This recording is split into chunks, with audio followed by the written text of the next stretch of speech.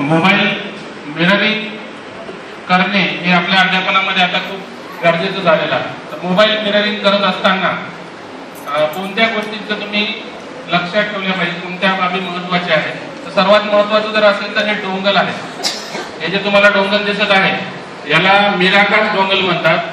Pandora म्हणजे फोट्रॉनिक्स कंपनीचं Pandora नावाचं डिव्हाइस आहे. असे अनेक डिव्हाइसेस तुम्हाला बाजारामध्ये उपलब्ध आहेत की जे मिररिंग करतात. काही टीव्ही मध्ये सुद्धा मिररिंगची सुविधा इनबिल्ट असते. मोबाईलवर तुम्ही कास्ट स्क्रीन ऑन केला की लगेच तुम्हाला ते कास्ट होतं आणि तुम्ही मोबाईलवरचा व्हिडिओ टीव्हीवर पाहू शकता. तशा प्रकारे हे तुम्हाला प्रोजेक्टर आणि हे मिराकास डिव्हाइस एवढं जरी असेल तुमच्याकडे तर तुम्ही तुमचा मोबाईल हा प्रोजेक्टरद्वारे पडद्यावर कास्ट करून मोबाईलवरच्या सर्व ऍक्टिव्हिटीज घेऊ शकता. आता हे करतात कसं तर हे बघा, हे अशा प्रकारे डिस्कनेक्ट होतं. हे फक्त एवढंच डिव्हाइस आहे. यालाही आपण मोबाईल चार्जर सारखी पिन जी आहे त्याच्या वायरची आपण ती जोडतोय.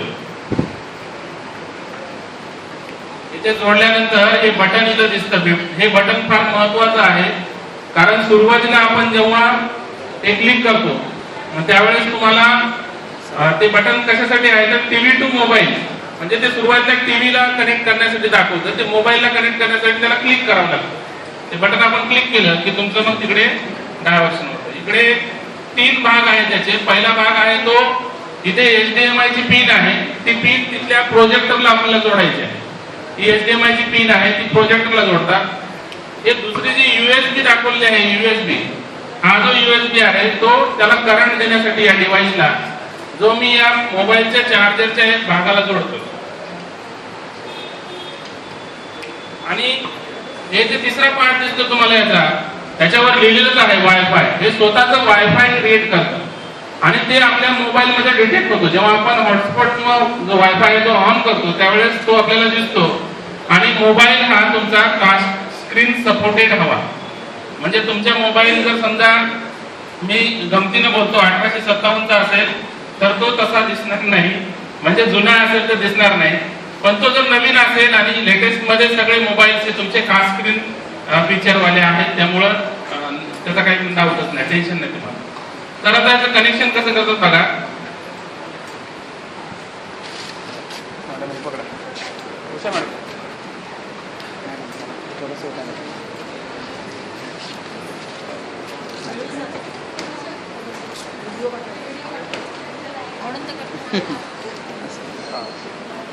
तर हे जे इथे HDMI चं मी तुम्हाला सांगितलं होतं ते याच्या प्रोजेक्टरच्या HDMI ला जोडायचं आहे.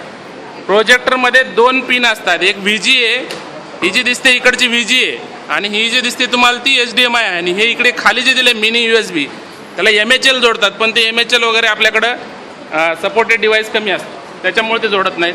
आणि हे ऑडिओ आउटपुट आणि इनपुट आहे. काही प्रोजेक्टरला HDMI नसतो. काही प्रोजेक्टर असे आहेत की त्याला HDMI नाही आहे. तर अशा वेळेस तुम्हाला VGA टू HDMI कन्व्हर्टर मिळतो. तो तुम्हाला घेऊन त्याला कनेक्ट करावा लागेल. इथे मी HDMI ला जोडतोय.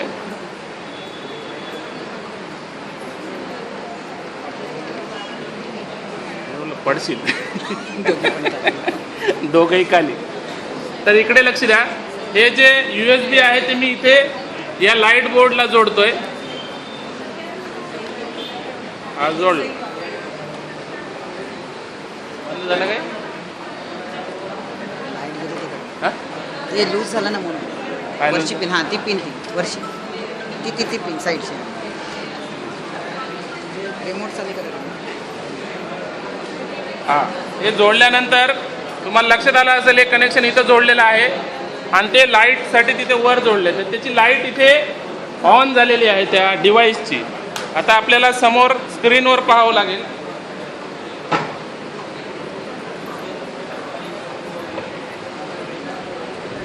अशा वेळेस सेटिंग मध्ये तुम्हाला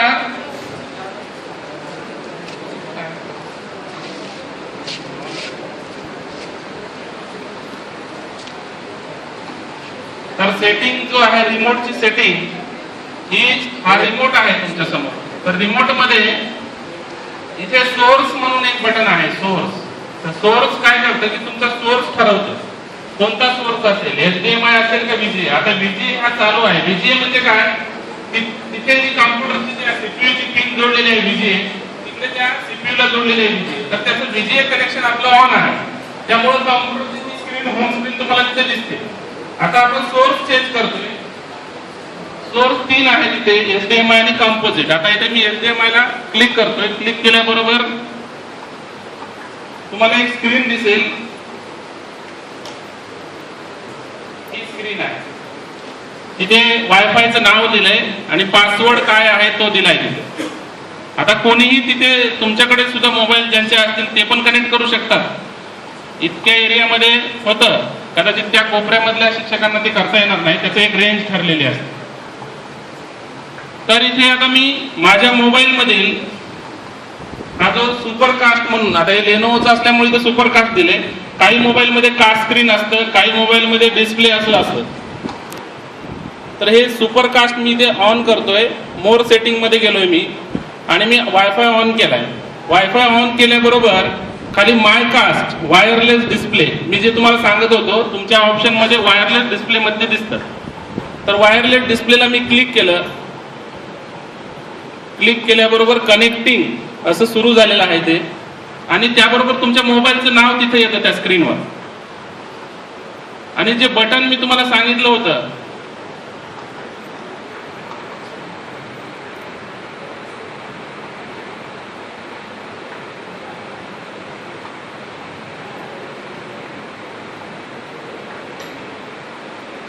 कोणीतरी दुसरेच क्लिक करतायत तिथं. तुम्ही कनेक्ट करण्याचा प्रयत्न करू नका. बंद करायचं आहे ते.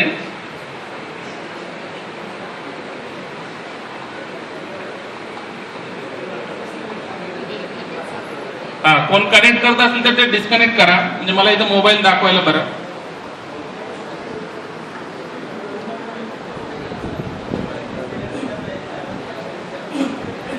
तो बंद करा, थोडं बंद करा व्हिडिओ थोडा वेळ. तिथे वायरलेस डिस्प्ले आलाय, मी कनेक्टिंग करतो. हीच प्रोसेस आहे त्यांनी जी केली आहे. त्यांचा अगोदर कनेक्ट झाल्यामुळे ते त्यांचा मोबाईल दिसला. आता माझं कनेक्ट तिथे करण्याचा प्रयत्न करतोय, थोडा वेळ लागतो. हा कनेक्ट झालेला आहे, हा डिस्प्ले माझ्या मोबाईलचा. तर अशा प्रकारे तुमचा मोबाईल इथे कनेक्ट झालाय.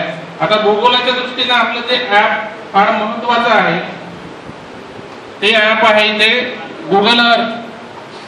गुगल अर्थ मी इथे सुरू केला. त्याबरोबर इथे जर तुमचं नेट फास्ट असेल तर तुम्हाला पटापट हे रिझल्ट दिसतात. जसं की इथे तुम्हाला दिसत आहे महाराष्ट्र, मध्य प्रदेश, हिमाचल प्रदेश, इथून तुम्ही इकडे नेपाळ, हे जे दाखवत आहे तुम्हाला हे सोपं जातं.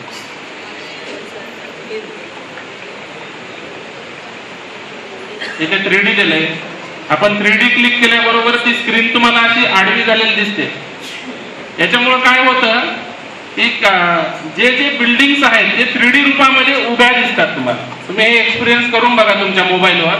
आणि गुगल अर्थ पूर्वी ऍप्लिकेशन हे याच्यासाठी मोबाईलसाठी नव्हतं, ते UK साठी होतं. UK मध्ये ते चालायचं, इंडियामध्ये नव्हतं.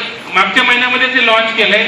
भूगोल शिक्षकांसाठी सगळ्यात महत्वाचं जर काय असेल तर नकाशा असतो आणि पृथ्वीगोल. तर हा डिजिटल पृथ्वीगोल पण होतो आणि नकाशे पण याच्यावर दिसतात. त्याच्यामुळे एक ऍप तुमच्या नकाशाचं सगळं काम करू शकतं. हे ऑफलाईन सुद्धा चालतं, फक्त डाउनलोड करावा लागतो तेवढा एरिया डाउनलोड करून घ्यायचा आणि ते ऑफलाईन चालू ठेवायचं. तुम्हाला शाळेमध्ये सुद्धा ते दाखवता येईल. अशा प्रकारे तुम्ही मोबाईल मिररिंग करून विद्यार्थ्यांना हे सर्व जे अद्भुत अनुभव आहेत डिजिटलच्या माध्यमातून ते द्यायचे आहे. तर हे डायसिपिडी पालघर कडून तुमच्यासाठी कायमचा हा युट्यूब चॅनलवर हा व्हिडिओ राहणार आहे. तर सर्वांनी या व्हिडिओच्या द्वारे शिकून घ्यायचं कसं मिररिंग करायचं. 1000 पासून हे डिव्हाइसेस मिळतात. प्रोजेक्टरचा वापर मिनिमम पेक्षा जास्त, म्हणजे तुम्ही जेवढा करत असाल त्यापेक्षा जास्त करता येतो. आणि मोबाईल पटकन कनेक्ट करून मोबाईलवरची जेवढं काय व्हिडिओ आहे, काय तुम्हाला जे दाखवायचं आहे तुमच्या अभ्यासक्रमाच्या, तेवढं तुम्ही दाखवून पटकन बंद करता येईल. म्हणजे सर्व बाबतीमध्ये एफिशियंट प्रकार हा ठरतो.